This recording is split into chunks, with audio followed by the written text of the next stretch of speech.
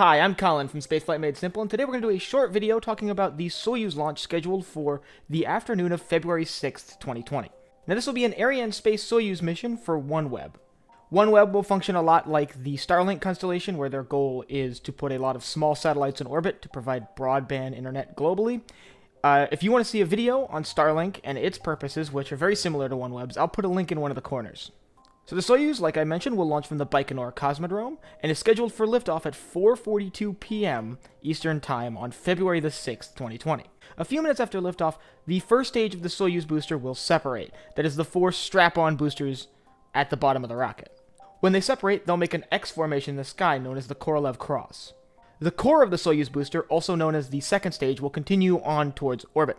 While the second stage engines are burning, the fairings will separate, exposing the 34 OneWeb satellites. The Soyuz actually does something very interesting when its second and third stages separate. Before the second stage burns out, the third stage engines are ignited to allow them to spin up. That's why it's got that sort of open space in between the two stages. After the third stage engines have burned for a second, it will jettison the now empty second stage. Once the third stage of the Soyuz rocket has completed its job, it'll also be separated, and the frigate upper stage will carry the spacecraft the rest of the way to orbit. Once the frigate upper stage has circularized its orbit and the spacecraft is in position, it'll begin deploying the 36 satellites. So like I said, liftoff for this rocket is scheduled February 6th at 4:42 p.m. Eastern Time. And by the way, all the times in this video are in Eastern Time. If you want to watch this launch, I'll throw a link down below to the Arianespace YouTube channel where they'll be broadcasting it live.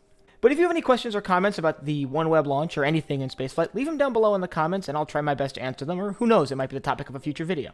If you want to see more space news and space updates, don't forget to hit the subscribe button and the bell icon so you get notified when I upload new videos. And for Spaceflight Made Simple, I'm Colin and I will see you next time.